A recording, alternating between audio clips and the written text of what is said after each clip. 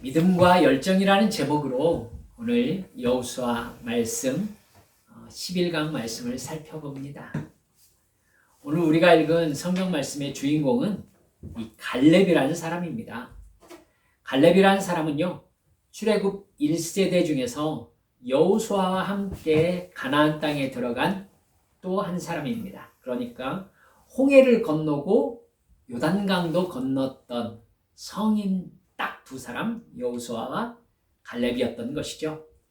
갈렙이 가나안 땅에 들어갈 수 있었던 것은 민수기 13장 가나안 땅 정탐에서요, 여호수아와 함께 하나님을 온전히 믿었기 때문이었습니다. 이스라엘 백성들은 이집트를 탈출한 지 1년 1개월, 그러니까 13개월 만에 가나안 땅 가데스 근처에 도착했었습니다. 그곳에서 모세는 백성들의 요구에 따라서 이스라엘의 12지파의 우두머리를 가나안 땅에 정탐꾼으로 보냈습니다. 그들은 40일 동안 이 가나안 땅 전체를 두루 다니면서 정탐 활동을 하고 돌아와가지고 이스라엘 전체 백성들 앞에서 정탐 보고회를 했었습니다. 그들은 그 땅의 과일을 직접 가지고 와서 백성들에게 보이면서 과연 그 땅은 젖과 꿀이 흐르는 살기 좋은 땅이었다, 그렇게 보고했습니다. 그러나 큰 문제가 있었으니 그 땅에 사는 사람들의 군사력이 대단히 강하다는 문제였습니다. 그들이 쌓은 성이 심히 거대했다는 것이었죠. 또한 안악자손, 즉 고대의 거인족을 보았다면서 우리가 그들을 보니까 우리 스스로가 메뚜기만하게 여겨지겠다라고 생각했다는 것입니다.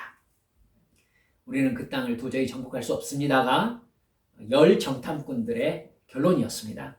아시다시피 여러분, 골리앗이 그 거인족의 후손입니다. 키가 290cm 정도입니다. 어마어마하죠. 네.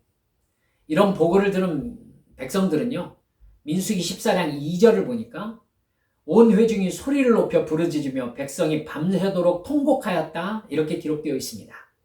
완전히 절망한 겁니다. 그들은 모세와 아론을 원망하면서 차라리 이집트에서 노예로 죽었거나 광야에서 오던 중에 죽었다라면 차라리 좋았을 것을 어찌하여 여호와는 우리를 이 땅에서 칼에 맞아 죽게 하시려는가, 이러면서 차라리 이집트로 돌아가자, 늦지 않았다, 이렇게 소리를 질렀지요. 그러자 정탐꾼들 중에서 에브라임 지파의 대표가 여호수아였고 유다 지파의 대표가 갈렙이었어요. 이 두 사람이 옷을 찢으면서 회중 가운데로 뛰어듭니다.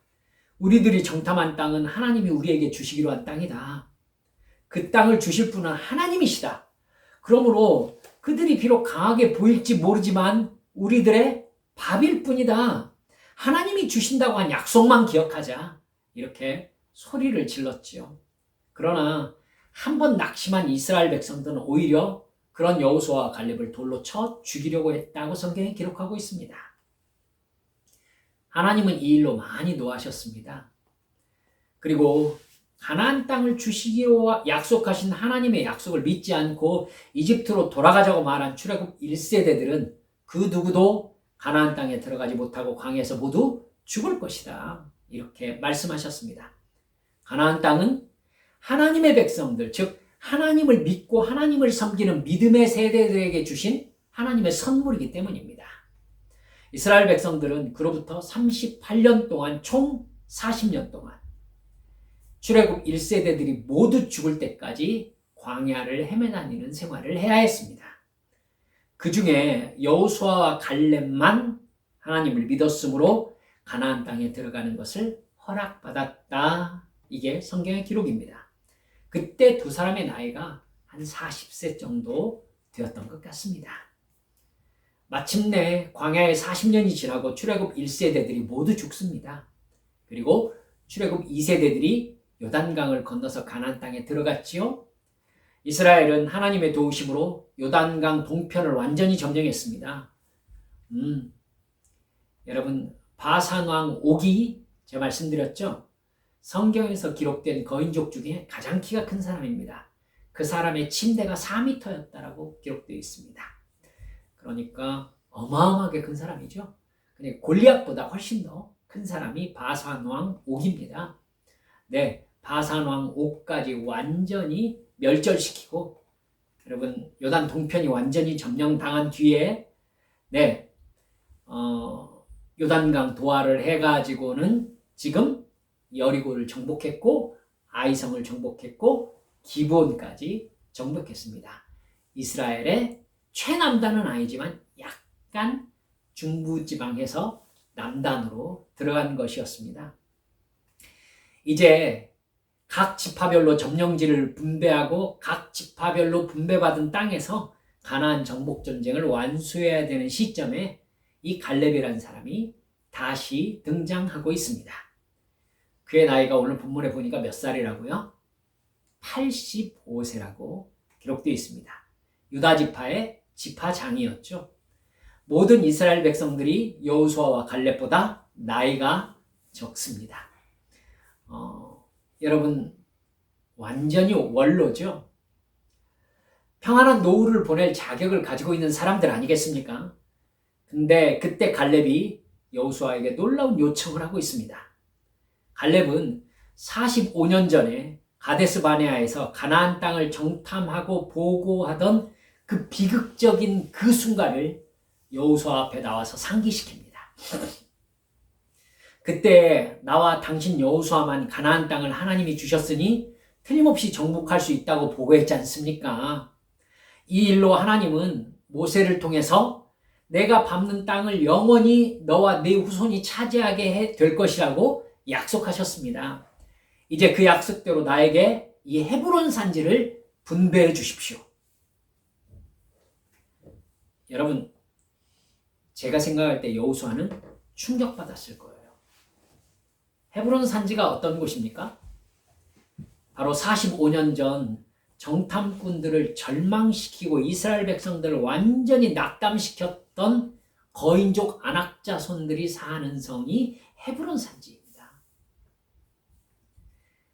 그들의 성이 하늘에 닿을 것 같았다라고 보고했던 그 안악자손들과 안악자손의 성이 있는 곳이 헤브론 산지죠. 정탐꾼들 스스로를 메뚜기처럼 보이게 했던 어마어마한 성과 대단한 군사력을 가진 곳이었던 겁니다. 갈렙은 12절에서 이렇게 말하고 있어요. 그날에 여호와께서 말씀하신 이 산지를 지금 내게 주소서. 당신도 그날에 들으셨거니와 그곳에는 아낙 사람이 있고 그 성읍들은 크고 견고할지라도 여호와께서 나와 함께 하시면 내가 여호와께서 말씀하신 대로 그들을 쫓아내리이다 하니, 지금 갈렙은요 오랫도록 몇 년 동안 45년 동안 마음먹은 것을 여호수아에게 말하고 있는 겁니다. 갈렙은 45년 전에 이스라엘을 절망에 빠뜨렸던 그 아낙 족속들을 물리치는 것을 자기의 사명, 자기 몫이라고 생각하고 있는 겁니다. 갈렙은 45년 전 그 순간에 이스라엘 백성들의 그 울부짖음, 그 낙심과 절망 똑똑히 기억하고 있는 겁니다.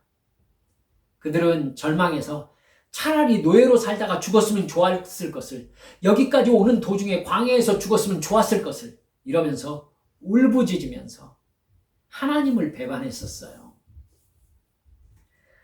자신이 그 공포와 낙심, 절망감에 몸부림치고 있는 그 사람들 사이로 뛰어들어오면서 옷을 찢으면서 소리 질렀잖아요. 아니다.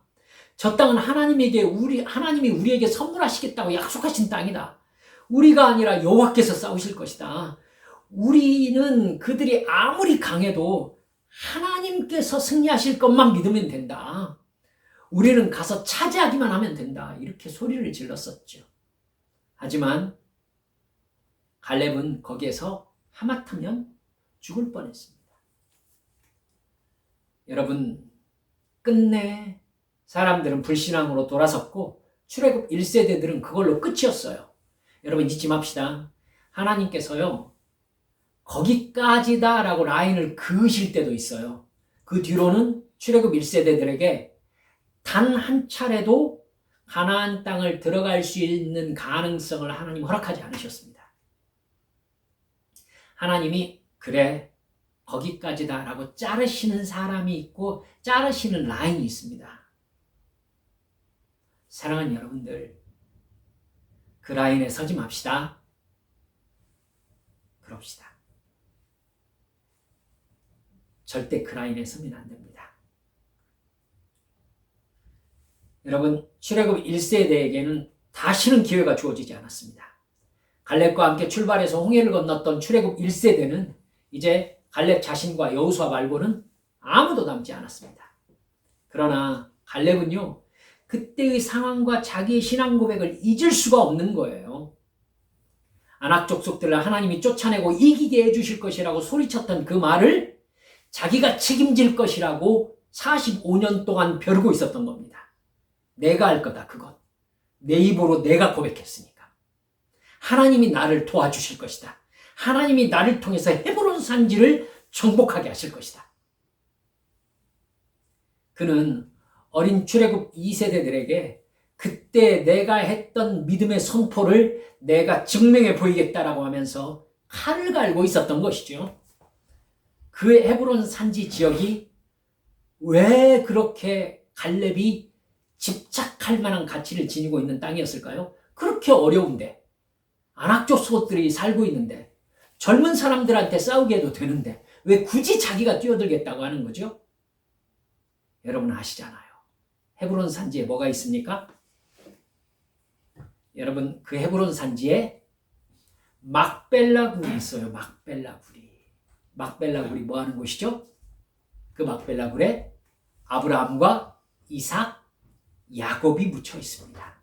그리고 그 아내들인 사라, 리브가, 레아가 묻혀 있는 거예요. 즉 헤브론 산지 그 안에 있는 이 막벨라 굴은요, 믿음의 조상들이 묻혀져 있는 이스라엘의 뿌리 같은 곳인 거예요. 이스라엘의 이스라엘의 긍지가, 믿음의 전통이, 하나님과의 약속이 거기에 있는 겁니다. 갈렙은 민족의 정신이 있는 헤브론을 반드시 자기가 점령해서 유다지파의 땅이 되게 하리라고 마음먹었던 것입니다.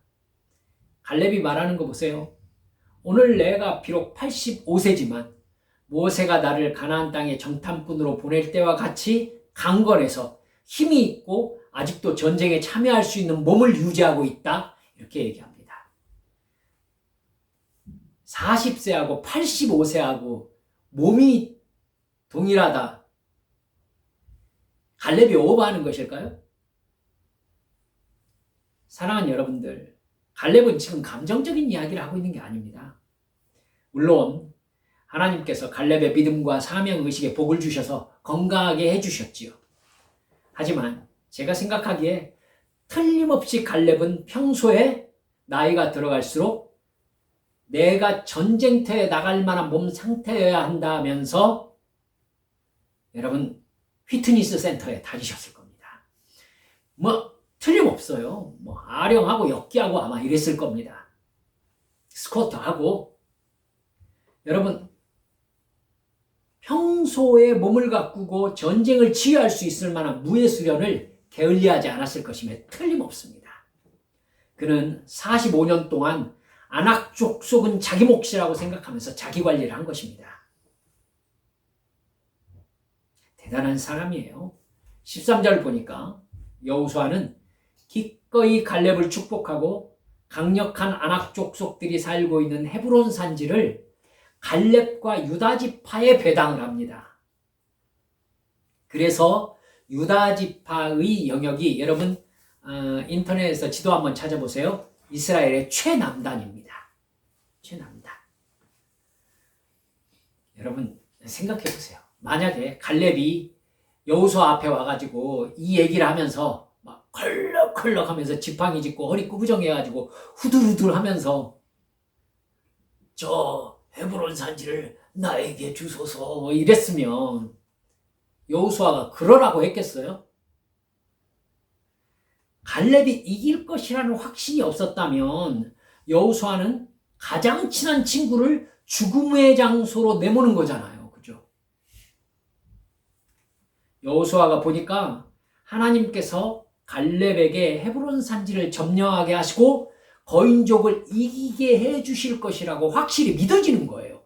그러니까 여호수아가 갈렙과 이 헤브론 산지를 유다 지파의 땅으로 배당한 것입니다. 그리고요 13절을 보면 좀 허무합니다. 여호수아가 여분네의 아들 갈렙을 위하여 축복하고 헤브론을 그에게 주어 기업을 삼게 하매. 여러분 헤브론에는요 아낙 족속이 있어요. 아낙 족속이 있다고요. 아직 전쟁도 하지 않았어요. 근데 여호수아가 헤브론을 갈렙에게 주어요. 그 땅이 누구 거예요? 그 땅은 아낙 족속이 살고 있어요. 아낙 족속이. 근데 이미 여호수아는 믿음으로 갈렙에게 헤브론 산지를 배분해버린 겁니다. 네 땅이다. 그리고 14절을 보면 헤브론이 그니스 사람 여분네의 아들 갈렙의 기업이 되어 오늘까지 이르렀다. 이렇게 얘기합니다. 15절 끝에는 그 땅에 전쟁이 그쳤다. 여러분 사실은 가나안 정복 전쟁 중에서 사실 가장 치열하고 가장 엄청난 싸움의 기록이 기록되어야 될 부분 이 부분 아닌가요?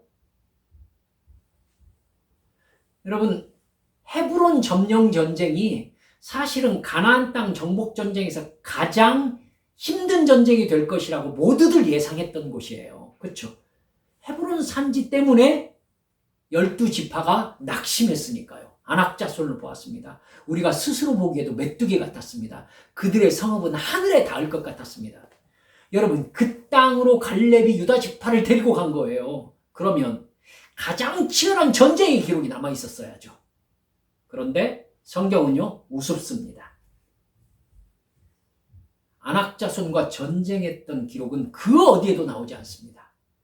갈렙이 그 땅으로 가자 그 땅이 갈렙의 땅이 되었고 그 땅의 전쟁이 그쳤더라.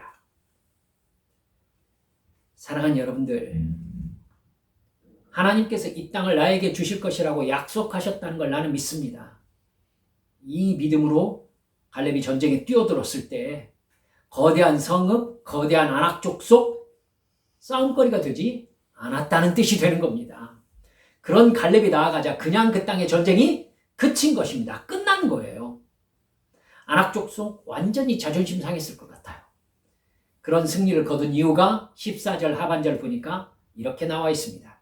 그것은 그가 이스라엘의 하나님 여호와를 충성스럽게 따랐기 때문이었다. 할렐루야. 이게 갈렙의 믿음 관리고 몸 관리고 영혼 관리고 관계 관리입니다. 그는 평생을 하나님이 누구신지 내가 출애굽 2세대들에게 증명해 보이겠다는 사명감에 붙잡혀 살았던 사람인 겁니다. 하나님께서 하신 약속을 지키실 것을 열정적으로 믿었기 때문이에요. 오늘 설교 제목이 믿음과 열정입니다. 여호수아 14장에서는 갈렙을 표현하는 반복된 말이 이렇게 나옵니다. 14장 8절 9절 보면은 하나님 여호와께 그가 충성하였으므로, 여호수아 14장 14절에 보면 그가 이스라엘의 하나님 여호와를 온전히 따랐습니다. 신명기 1장 36절을 보면 이렇게 나옵니다. 오직 여분네의 아들 갈렙은 온전히 여호와께 순종하였은즉 그는 그 땅을 볼 것이요. 여러분, 갈렙은 하나님의 약속의 말씀만 믿고 하나님이 그렇게 하시겠다면 내가 해야 될 일이 과연 무엇인가? 이렇게 그의 생각의 질서를 잡은 것입니다. 하나님은 그 땅을 나에게 주시겠다고 약속하셨다. 하나님이 하실 것이다.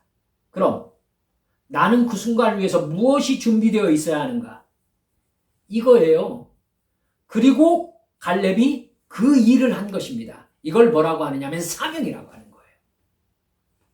하나님이 하나님의 일을 하실 것이다. 그렇다면 내 일은 무엇인가? 이 내 일이 바로 사명인 것이죠. 갈렙은 그것에 자기의 존재를 걸었던 겁니다. 그러니까 갈렙이 감히 뭐라고 해요?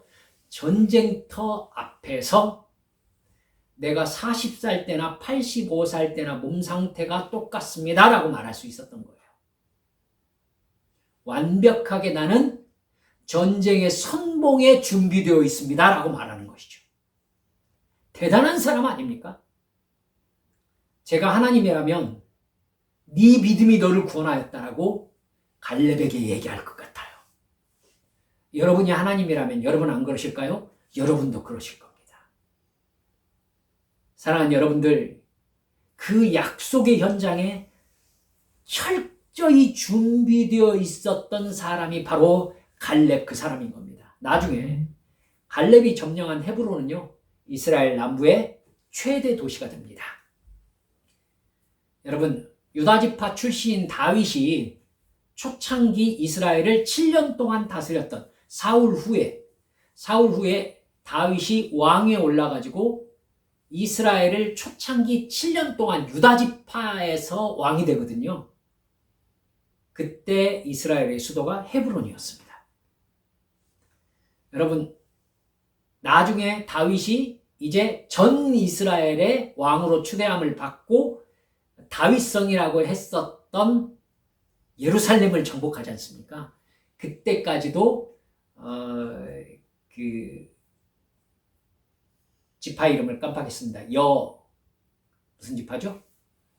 6지파 중에 하나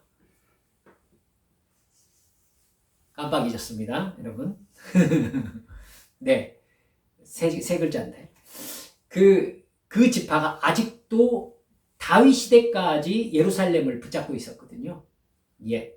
그래가지고 다윗이 그 성을 정복하고 그 성을 다윗성, 시온성, 예루살렘성 이렇게 이름을 붙이거든요. 여러분, 그 예루살렘도 유다지파 안에 있는 성입니다. 갈렙이 얼마나 엄청난 일을 했는지 여러분 아시겠죠? 사랑하는 여러분들, 우리도 갈렙과 같은 믿음과 열정 있습니까?